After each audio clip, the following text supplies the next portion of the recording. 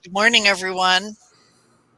This morning we have a special guest with us. This is Kenneth Hammes and his dog, Dodger. Maybe soon we'll be able to show him, Kenneth. So, good morning. Good morning, Roman. Yeah, he's napping under the desk. Okay. Listen, unfortunately, Gaetan is not with us today, but he's with us in spirit, and he's probably going to be watching. But today we're going to be talking about Kenneth has a service dog, and he's a veteran. He's a vet. I was going to say veterinarian. He's a vet, and he has a service dog. And we like to be able to know, Kenneth, now. Uh, what is a day like for you with a service dog, and how did you tell us your story? Actually, to begin with, tell us your story about you and Dodger. Well, I'm a veteran who has issues with PTSD, and it makes it very difficult for me to go out and do things. And my wife works, so I can't have her, taking me everywhere. And when I was retiring, she was like, we need to get you a service dog. So I, we talked to the VA, and they're like, well, we can put you on the waiting list, but the waiting list can be years long. So I looked around, got in touch with a trainer, and then we went to some shelters where he had already gone and kind of checked out some dogs to find some that had the right kind of temperament. I actually went to go meet a different dog, and it just didn't connect with him. And he was like, well, we have this one over here too. And we just clicked right off the bat. And, I put him on a leash, and we went for a little bit of a walk around just to see how we were doing with each other. And my wife was standing there next to the trainer, and she was like, I think that's the one. And he was like, oh yeah, I can already tell. Yeah. I think Roman, we can't hear you. There you go. I need to press the heart button. Yeah. Tell us what you were just thinking there, because I could see you were very excited, because the list is a mile long. Yeah. And with someone like Kenneth who was able to choose a dog, sometimes that doesn't happen. Sometimes they kind of choose you. But so it seems as though you chose each other, which is yeah. So, okay. Now tell us what a day is like for you with Dodger. What do you do? You're a photographer, right? Yes. Well, one of the things that they were, when I was working with the trainer, one of the things that we were teaching Dodger is he's what they call vest trained, which means when he's wearing his vest, he knows he's working. And then, when we get home and we take the vest off, he knows he can just be a dog. It's just like anybody else. You go to work, you have your uniform on, you have to do your job, and then you can kind of relax a bit. Now, that doesn't mean he doesn't help me around the house or anything like that. But when he's home, he's really just, the family dog. He plays with my daughters all the time. They love to run around and chase in the backyard, and that kind of stuff. But when I'm going out and I'm doing any kind of errands, or I'm going out to meetings or doing things, he's with me. And the things that he does for me when we're out and about is, he tends to hang around right beside me or right behind me. Like if I'm in a crowded area, he will tend to be slightly behind me, because that's part of what he does, is to help keep space around me so I'm not getting crowded. Like when I'm out working and doing architectural photography, or I'm doing landscape photography, he tends to hang out behind me, and this allows me to pay attention to what I'm doing with my photography, because otherwise I'd be so nervous about what's behind me and what's going on around me, wingman, that I couldn't focus on what I was doing. Okay. And so, and ain't nobody gonna sneak up on me with Dodger hanging out behind me. Because if it's somebody he knows, he's gonna get excited and his tail's gonna start wagging. It's gonna start smacking me across the back of the legs. If it's not somebody he knows, he will let me know. He will back up into me slowly, and then I'll be like, okay, what's going on behind me? And that's how I kind of know what's going on there. Well, you know what's interesting to me, and I really don't know. Could you explain what is PTSD and how does Dodger really help you? What does he do for you? Um, PTSD is post-traumatic stress disorder, and everybody in their lives deals with post-traumatic stress at some point. It can be from a death, it can be from a traumatic experience, that kind of thing. When it becomes a disorder is when it is impacting your ability to function in daily life. With me, through some of the experiences that I've been through, I am left with a feeling of needing to be hyper vigilant. I am left with the feeling of anxiety, and I can just get completely stressed out. Going someplace where I am not around familiar surroundings and that kind of thing can be extremely stressful for me. And having him with me, I've got a wingman, kind of like Roman said. I've got a wingman. He's there with me. I know I've got somebody there that's watching my back. So he helps with that. Like I said, with my photography, it's very hard for me to pay attention to what I'm doing if I'm trying to be hyper vigilant about everything going on around me. I'm not focusing in on what I'm doing, and I'm going to miss the money shots, as it were. So that's another aspect of what he does for me. Then there are times when I just get overwhelmed or I'm stressed. And he is there to be, comfort me, help me out, to help me center and relax. I have bad knees and some back issues. So like if I have to get down low to do something, he comes and he'll stand and he'll brace. And then I can use my hand on him to balance to help get up. So that way I don't end up falling over on my butt. So there's several different things that he's learned to do for me. But the biggest one that he does is he just provides me with that feeling that I've got that security around me, that I do not have to be constantly on guard. Okay, so when you are in a situation where it's tense for you, does Dodger immediately know to come up to you? I mean, what was your training like with him? You said you spent like 3 months with the trainer, and what are the things that you went through?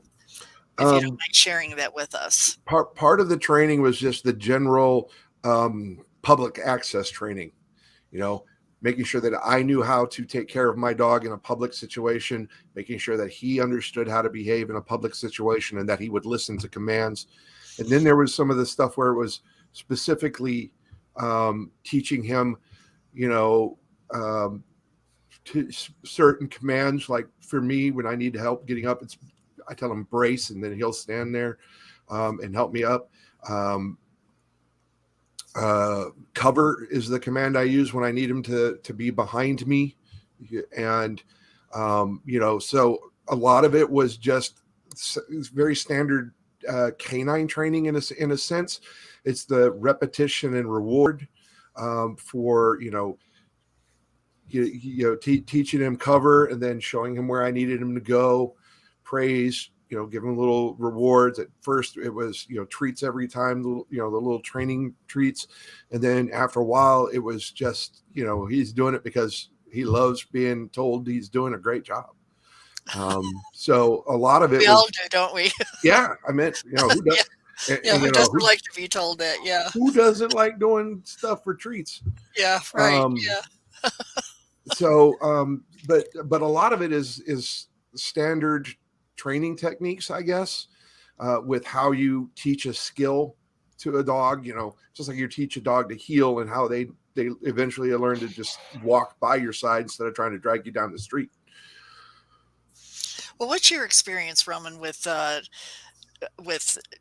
service dog training? I'm not a service dog trainer. I know, but what's your experience? But I do have a lot of clients who reach out to me to help them do the training. So I'm not getting technically involved. I just do the coaching part. And my approach is basically helping them build their relationship first, building a secure attachment relationship. So that bond is kind of like concrete, solid, like the foundation.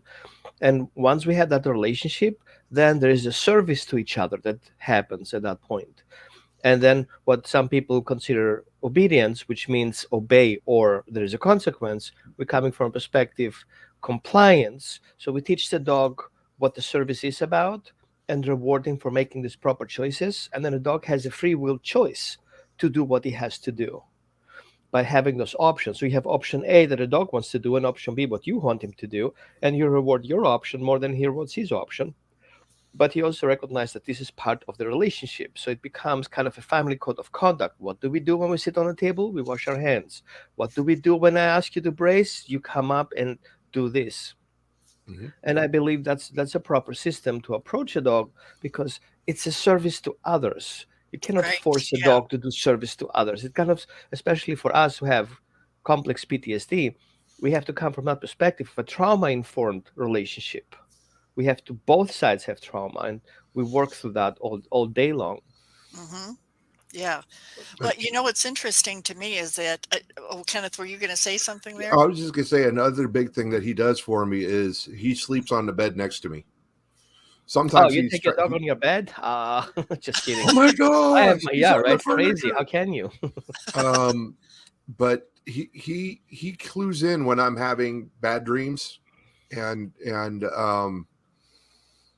he snuggles up to me, and he's also done that for my daughters as well. When one of them has had a bad dream, there have been times when I'll wake up and I'm like, where's the dog? And he's up on Get one my of the dog kids' back. bed. Yeah. He's up on one of the kids' bed. He's like, oh, you're doing fine, man. I gotta go take care of her.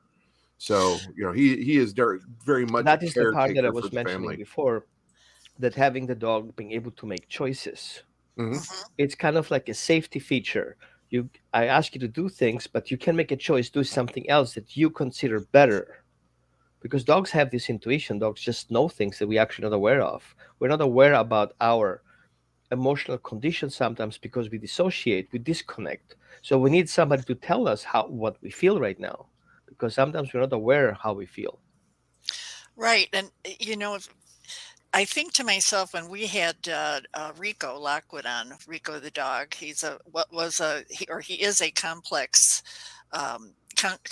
rated therapy dog, but he was one of those ones that wasn't able to become a service dog with Canine Companions for Independence. But what was very interesting is Ellen has always said that what he does have is this instinct to know when someone is in pain. It's not that he was trained with that, but he just instinctively knows. So I would imagine that there is a lot of instinct on a dog's part, especially when they're chosen to be a service dog. They just automatically do it. Am I right in thinking that? Yeah, Yeah, Kenneth, I would say that one of the temperaments that they look for in a service animal is that desire to be of service. Just like it's not everybody's cut out to be a nurse, Right. personality wise, and not every dog, even though they may be great dogs, are going to have that personality of like hey, they want to work. Right. Yeah. when I work with dogs, when I do the assessment, um, I see dogs just from their behavioral traits as a uh, breed genetics. Then we take in consideration, their environmental factors that make the dog who he is. So you have basically 42% genetics, and then you have 52% environmental factors that make the dog who he is. But there is a spiritual aspect of it because Right. we have, from my perspective, I see three categories of dogs. We have the teachers who have kind of bring up a lesson in our relationship. Then we have the healers who basically have this intense need to support and help, are very empathetic and very sympathetic.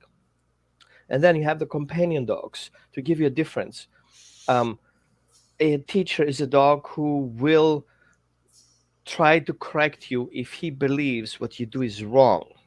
Being sick could be considered wrong. Falling on the floor could be considered wrong because you're supposed to stand Interesting. up, right? And Really? then you have a healer dog who has these attributes of a healing, nurturing perspective. And if you fall down, he will come to you and says, "Hey, buddy, are you okay? Can I help you in any way, right? And then you have the companion dog who is like, oh, you're gonna go to bed, I'm gonna go hang to chew some stuff, right? Yeah. So you would see a person who is elderly and lives in a home that she wants just a reason to get up and running every day. She's gonna more likely get a companion dog who's just barks at her because she has to get up and take him for a walk because it's a kind of about the me dog. And then we have the healer dog who will be the service dog who goes to the hospitals. And I'm not saying a service dog, the dog who's being trained to be a service dog, is a naturally dog. This dog comes up to you and you feel good. It's Right. your Yeah. hand Yeah. That, magically goes yeah. there, and you're Exactly. like, Yeah. it changes your hormones, it changes your heart rate, right? And then you have the teacher dog who is like, dude, you're looking like a mess. Like, back Yeah. off, give me some space, right? And when I do the evaluation, I have to know the potential of that dog, because if that veteran, for example, would have a nervous breakdown or he get a violent, situation, gets up and suddenly goes after his wife or something, it happens sometimes because we get in this wake up call and we don't know where we are and we think everything around us is a stressor. That what should the dog do? Bite me for doing that or protect the other person for doing that? And so these are all these complex functions that come in that people are actually not aware of. Right. Right. Well, When I'm having nightmares, he will get right up, and his nose is right here in my face, and so he sometimes he licks alerts me, you. sometimes he doesn't, but he gets right there, so he is very close to me, and it's either him if it's either him or my wife that can settle me down when I'm having those kind of Yeah. bad dreams. And sometimes she has to work night shifts. She's a nurse, so sometimes she's working a night shift, and having him has been a Yeah. lifesaver. I was just going to ask you, how has Dodger changed your life? Tell us what before and after. What is the difference for you? Well, I got him literally right when I was getting out of the military. So I'm not really sure how things would have been without him. I do know that having him around made me comfortable enough to go back to school and get my degree. I have a Bachelor of Fine Arts degree in digital photography. And he was the most popular person at the school. Understandably so. And What did they he had learn? culinary students at this school too, so they had a little restaurant that was open a couple of days a week, and anytime I went in there to get my lunch, they always brought out like a couple slices of bacon for him. He just absolutely loved it there. Good. And but I wouldn't have been able to handle going to a school and trying to work and to do that kind of stuff. And not only that, I'm doing this as a photography student, so I have to go out and shoot photos, and if I didn't have him, I wouldn't have been able to do that. So he really has enabled me to move into having a life beyond what I was doing in the military. So did he bring you confidence, would you say? Confidence and strength and self-esteem and some of the things that you may have been troubled with? I don't know if he brought them or just helped me realize I had them. Okay. And then the other thing is that he just he's my best friend. Very good. Very good. Outside of my wife, he's the best friend I've got. What makes actually a dog to be the best friend? What do you see? You said the word best friend. We say dogs are the best friend. We know that dogs are with people best friends for over 100,000 years. What is that? What kind of like the stuff that makes a good friend that actually doesn't speak your language? Well, he's there for me. That's one thing, and I'm there for him too. Like he's not a big fan of thunderstorms, like a lot of dogs. And he 4th of July, he doesn't like it at all. Does any veteran like 4th of July? Because I personally don't. The 4th of July honestly doesn't bother me that much because I know it's going to happen. Just like New Year's Eve, I know fireworks are going to be going off. when somebody just decides to set off $400 worth of fireworks because it's a random Saturday, yeah, no, that's what gets me, is the unexpected loud noises and that kind of stuff. But when he's feeling those kind of stressors, I've got kind of one of those compression jackets for him. I'll put that on him. We'll make a space underneath my desk if this is where I'm going to be sitting at, because he wants to be right where I'm at. Or he'll be right where my wife is at, depending upon who he decides he wants to hang out with. Sometimes when we're at home, I swear he thinks he's my wife's dog, and it's just his job to babysit me when I go out, because I'm not allowed to be unsupervised. He acts that way sometimes too, because when we're out together, my wife and I, with and Dodger's there, of course, there'll be times when I go to do something, I'm like, I'm going to get up and go over here to get something, and he'll look at her like, should I let him? Yeah, right. Yeah. Or if she gets up to go to the restroom or something, he'll be like, where'd mom go? Yeah. She's coming back. Yeah. But he is that constant companion for me, that I know he's always going to be there. It's like, if he sees me getting my wallet, putting on my shoes, getting my keys, he gets excited, because he knows he's going to get his vest on and we're going to go do something, and he gets to go out and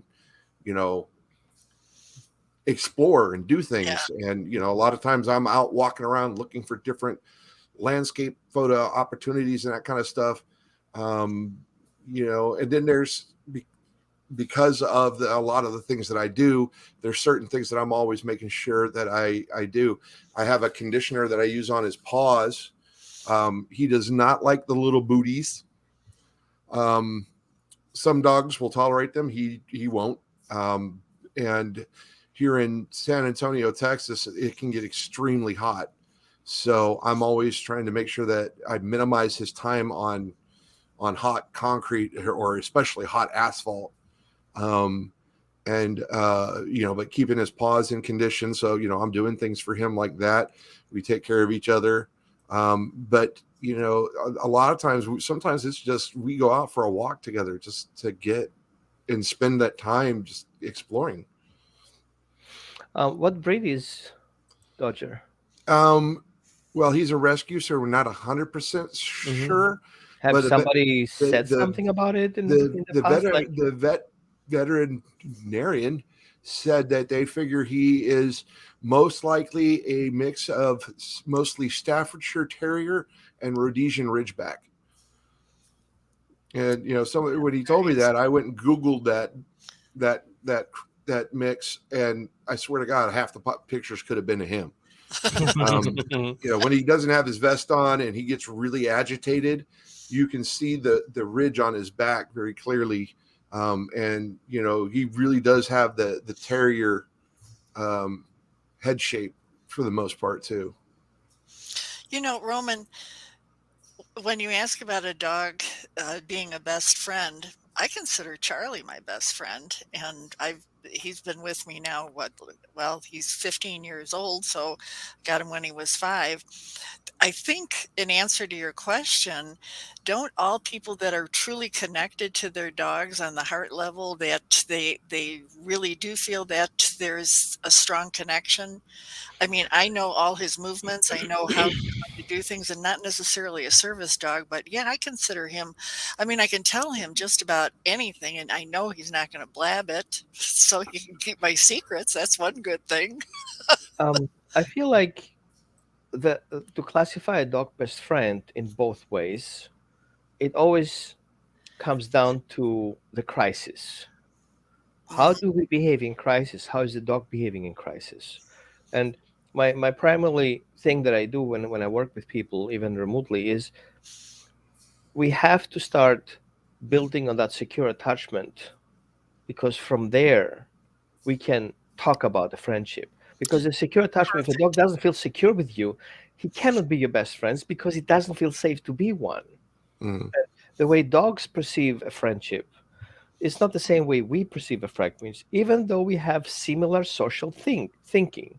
The dogs are not pack animals. That is a confusion. Dogs are social beings, just like us. They have a family system, just like us. They have Mhm. emotions, just like us. They don't eat the same food, but they're very attached to us. So the last, let's we call it the starch factor. Dogs are tolerating human food just like no other animal. So they are just like us too. So we have so many similarities where we forget when we talk about our best friends, and we have this misconception of what happens if our best friends screws up. Then we get violent. Then we get upset and we get emotionally about it. And the dogs don't do that. He can be emotionally for a millisecond expressing his emotions, but we are forcing our emotions onto others. And that's the key when we work with a dog. You cannot force your anger onto the dog because the dog doesn't know what to do with it. It's Mhm. your problem. It's not your dog's problem, you being angry about him peeing on your couch or growling at the kids or something like that. Mhm. And I feel this is where most systems fail, is they don't educate the people what to do in crisis. They Yeah. teach the dog what to do in crisis, but not us. We're Yeah. working with the sympathetic nervous system, and especially with people who have PTSD. They're going in a zero time from fight or flight in a survival response. They are not in control of their thoughts. Mhm. But what gets us back? Our conscious relationship when the doctor says, dude, me?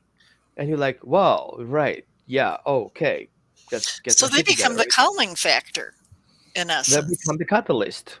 Yeah. He definitely helps me stay calm when I'm dealing with a situation that's getting me more and more frustrated, and um there are a lot of times he'll just start bumping into my leg, and it's like he's telling me, dude, Shut Shut up. up.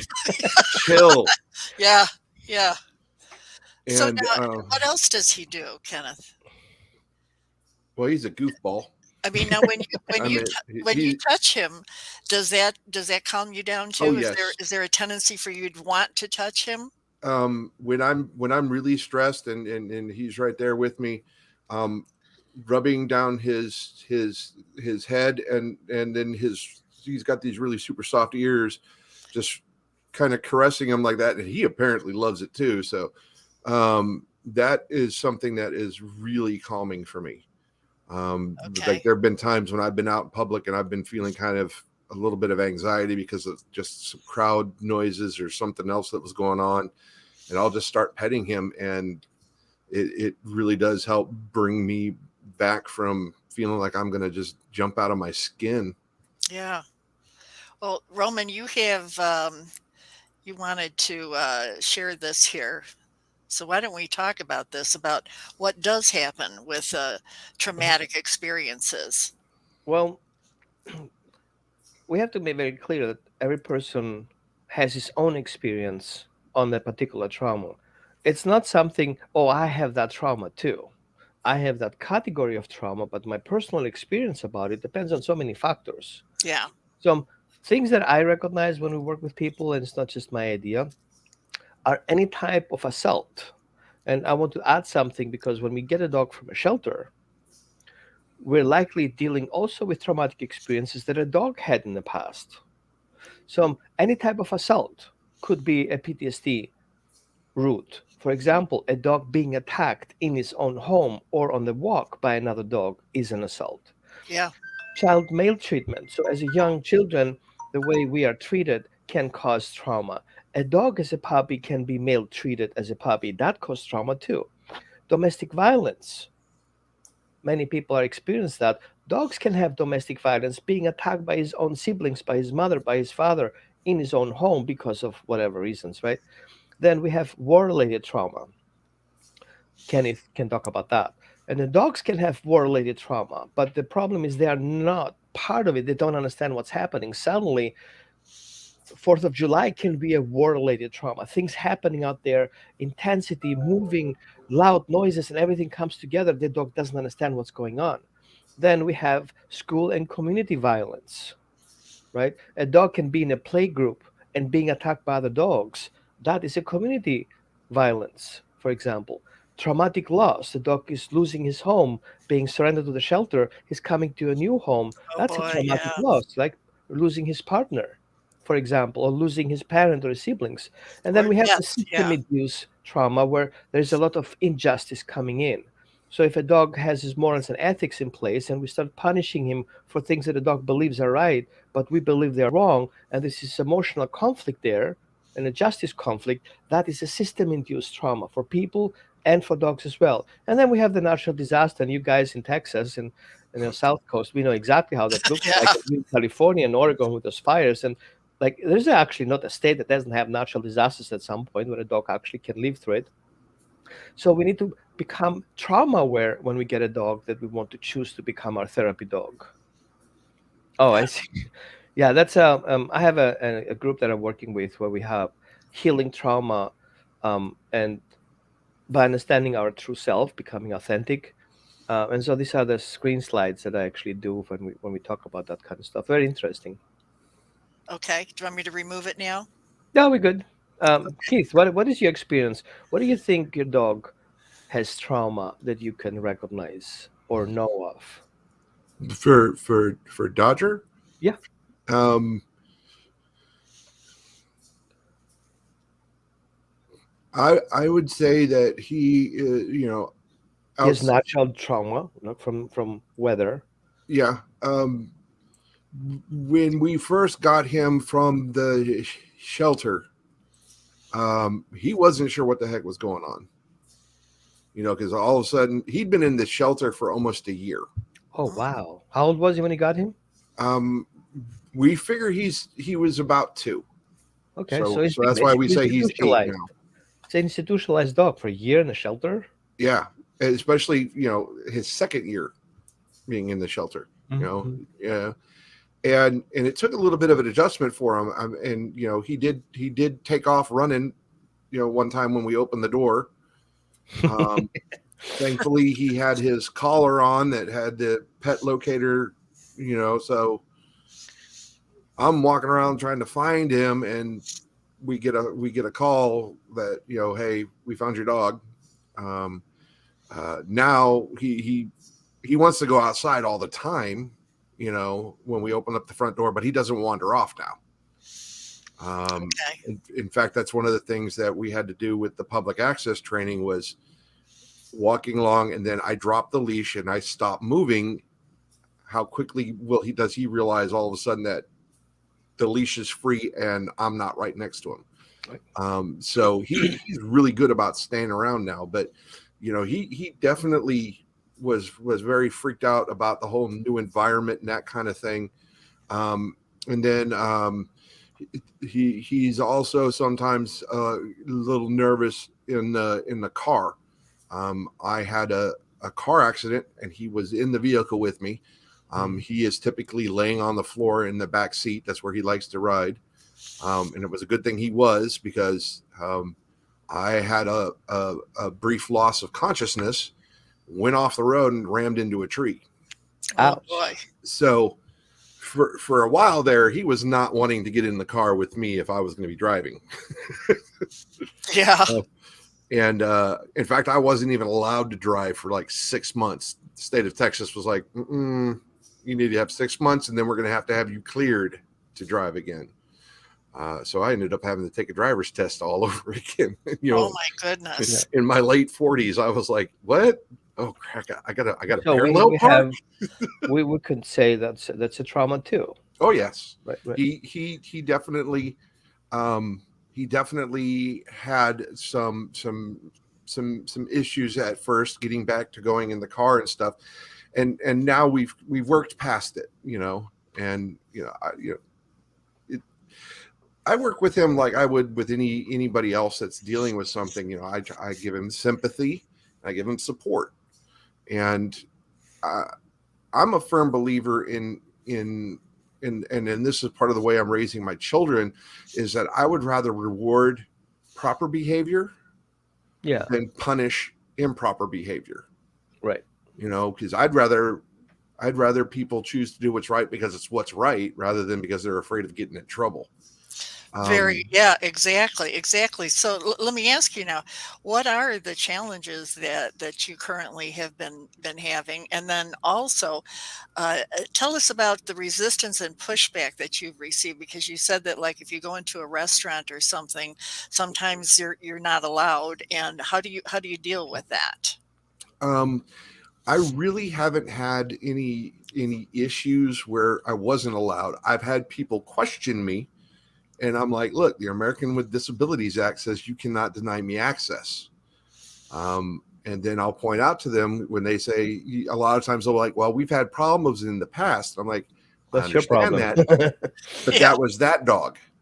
Now it's just, and then I tell them it's just like when you have a person who's misbehaving. If somebody with a service animal and the animal is not behaving appropriately, you can ask them to leave, but you cannot prevent them from coming in the first place. They have to have the opportunity to come in and behave. And I didn't know that, Good really. point. Yep. Yeah. yeah, it's the same thing as if a person comes in and starts misbehaving in an establishment, that can be asked to leave. But I always love it when we get up to leave from a restaurant and people are all of a sudden, I was like, I didn't know there was a dog in here, because he will sit quietly under the table. Um, the fun ones is when we go up to the buffet where we're getting up repeatedly and going up, and everyone's like, I'm surprised he's not trying to get to the food. I'm like, oh, he's thinking about it, I promise you. But he knows better. So Yeah. and then we usually, depending upon what kind of restaurant it is, we'll usually save him a little something, and that will be his reward for behaving in the restaurant. And he knows that he's going to get some goodies if he's good. There you go. There you Um, go. One of the other things that I've enjoyed doing is, I have young daughters. One is my oldest is 18 now, and I'm still in denial. But my youngest two daughters are 9 and 7, and like if we go to their school or something like that, I always take an opportunity to help the kids learn about working dogs. So it's like, if you see a dog wearing a vest, that usually means they're a working dog. Now, dogs have different jobs, just like people have different jobs. Sometimes the dog might be working with the police, so he's a police dog. Sometimes they might be working to help find people in disasters, so they're a rescue dog. He is a service dog. This is what he helps me with. And, so I take the opportunity and like, look, okay, the dog's working. Yes, you might want to come up and meet the dog, but that's not necessarily something you should do when you see a dog that is working. And anytime, doesn't matter if the dog is working or not, if you want to meet a dog, you always talk to the owner first. So Very good. I Yeah. give that kind of information for young kids, because young children, they see an animal, especially one that looks friendly and that kind of stuff, and they want to come up. And Yeah. so I always take the opportunity whenever I'm around a group of people. They can be adults too. It's like, oh, look at your dog. No, he is working. Yeah, that's a good point. A very good point. Roman, is that something that's typical in terms of training, that don't approach a dog if they are working? Well, the problem is the people. It's the people. Okay, the The people. Yeah. people. They we have this feeling of right to go and pet the dog because Hmm. we are good with dogs. Right. Would Yeah. you do that to a person's car? Oh my God, I love your car. Can I turn the mirror a little bit or move that a little bit? Like, we don't even think of that, Yeah. right? But we have cars, we drive cars all the lifetime. But now, because it's kind of like our need to show how good we are, I think, it's my personal opinion, I'm not expressing others. And then we need to express that onto the dog so everybody can see how good we are on the dog. Hmm. Mhm. But that's a selfish approach. If you Right. want to show how good you are, you should respect the other one's job. You don't go up to the police officer, oh my God, I like your, can I touch it? Oh my God, is this a gun? Well, Yeah, Really? That's that's a what you bad do? move. Yeah. yeah, Right? that'd be a And really bad and move. Yeah. then we're not explaining the children what to do. So yeah, kudos We to have you. Kudos to you, expectations. Kenneth. We have expectations of the dog to comply on his job, and we cannot even transmit that information to our child that actually speaks the same Hmm. language. Okay, and then we excuse it. Oh, he's just a child. Yeah, Like he's just, right, this or just that. Just because we don't have control, we give it the just factor on it. It's just a child, right? He's just friendly. He just jumps on you, right? Oh, my dog is always friendly with everyone. He's gonna go on your dog's face just to sniff him in his face while the dog is protecting. While you get anxious and your dog picks it up, he has to take that dog down for you. right, right. Yeah, Yeah. you're absolutely right. Um, and there are environments where I let him be a little bit more relaxed, like at my VFW post, because I'm much more relaxed there. He's with me, but he has friends there too. So I let him be a little bit more social there, but these are people he's around on a regular basis. Like when I was in school, by about the fourth week in class, we'd get in the room and he wants to go say hi to everybody. Um, I bet he was a chick magnet too. No, he wants oh, to check everybody out.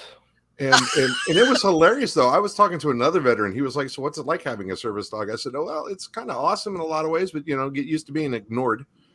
And Yeah, he's like, "Well, what do you mean?" I'm like, the "Everybody dog has always all the says hi to attention. him. Everybody's always like, Dodger, hi, how are you They know doing?" his name, but they And don't know and nobody yours. says anything to me. And he's like, "Oh, it couldn't be like that." And we were talking while we were walking up to the building. So I opened the door. We go in. We pass 4 people on the way to the elevator. Everybody said hi to him. Nobody said anything to me. We get in the elevator. I looked at him and I'm like, "I told you." Case in point. Yeah, yeah. Well, it's kind of He's like having, sorry, the expression, some people would say, oh, he's a chick magnet.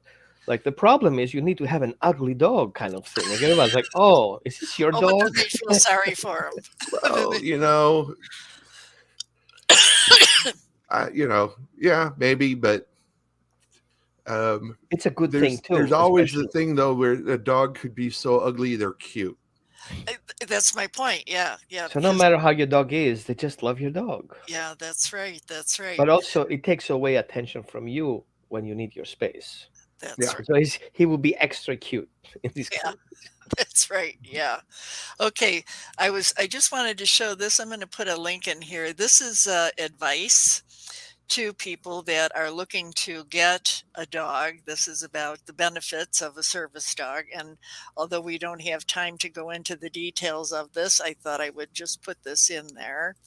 It's a kind of a nice story about a Marine who lost his legs and he received a dog from Canine Companions for Independence, and how he went about getting the dog and how they matched the two of them together, and the dog was there for him when he got a second amputation. So it's kind of a very compelling story. And then, of course, I do want to say that our sponsor today is Ion. That's Intelligence of Nature. And of course, they are now becoming our partner as well. And they provide some wonderful things, which are gut support for pets. Guts and glory. Having a healthy Yes, gut makes your dog feel healthy. yes, And it's yes. kind of like having a non-hangry dog. Yeah, right. Yeah, Well, gut health is essential for humans as well. I mean, a lot of people don't realize, and this is I'm sure true for our canine friends. It is the first line of defense for your immune system. And yes, it's not just digestion, it's protection. So if It your has its gut's own not healthy, intelligence in there. It's smarter than the brain. yes, right. Exactly. So, any last thoughts now, you guys? Uh, Well, let's start. Me and Keith can kind of close at that point. Kenneth, okay, Kenneth. Kenneth, sorry. Um, don't yeah, worry. my English. I would say if people need a service dog and they don't get a service dog from the regular official outlets, you have to take in consideration the trainer's training approach. Hmm. It has to Definitely. be a trauma informed, secure attachment based, force free approach that takes in consideration the dog's needs as well as the person needs. We cannot force a dog into a service by force. It's considered slavery in my terms.